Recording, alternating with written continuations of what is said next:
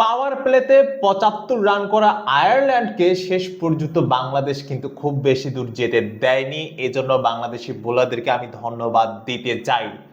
আজকে দ্বিতীয় টি-টোয়েন্টি ম্যাচে সিরিজে সমতায় ফিরতে চায় বাংলাদেশ। আজকের এই ম্যাচটা যদি আয়ারল্যান্ডের বিপক্ষে বাংলাদেশ হেরে যায়, আজকে এখন পর্যন্ত ইনিংস ব্রেক চলছে। প্রথম টি-টোয়েন্টি ম্যাচে বাংলাদেশ হেরেছিল, দ্বিতীয় টি-টোয়েন্টি ম্যাচে তার থেকে কম টার্গেট পেয়েছে। আজকের যে টার্গেট একটু আপনাদেরকে কনফার্ম করে দিই, আজকের টার্গেট হচ্ছে মাত্র ১৭১ রানের।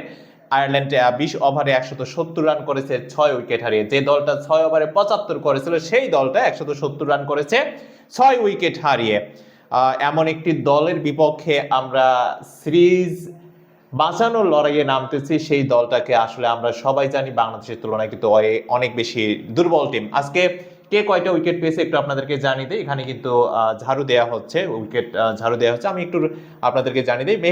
শেখ মাহাদি হাসান তিনি ৪ ওভারে ২৫ রানে তিনি ৩ উইকেট পেয়েছেন।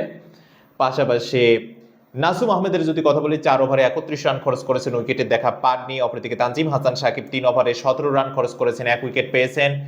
মোহাম্মদ সাইফুদ্দিন ৪ ওভারে ৪০ রান খরচ করে ১ উইকেট পেয়েছেন। অপরদিকে মুস্তাফিজুর রহমান ৪ ওভারে ৩৯ রান খরচ করেছেন, উইকেটের দেখা পাননি। এছাড়া সাইফ হাসান ১ ওভারে ৭ রান খরচ করেছেন, একটি রান আউটের সম্ভাবনা ছিল, কিন্তু সেই ক্রিটিক্যাল রান আউটটা শেষ পর্যন্ত নট আউটে পরিণত হয়। এটা আমি পূর্বের ভিডিওতে আপনাদেরকে দেখিয়েছি কিভাবে রান আউটটা নট আউটে পরিণত হয়েছিল। সো খেলাধুলার সর্বশেষ আপডেট মিস করতে না চাইলে অবশ্যই আমার সঙ্গেই থাকুন। আসলে এই চ্যানেলটি সাবস্ক্রাইব করতে বলবো না ভাই, এই চ্যানেলটি অনেক ডাউন। সঙ্গেই থাকুন, জাস্ট এনজয় করুন। Thank you.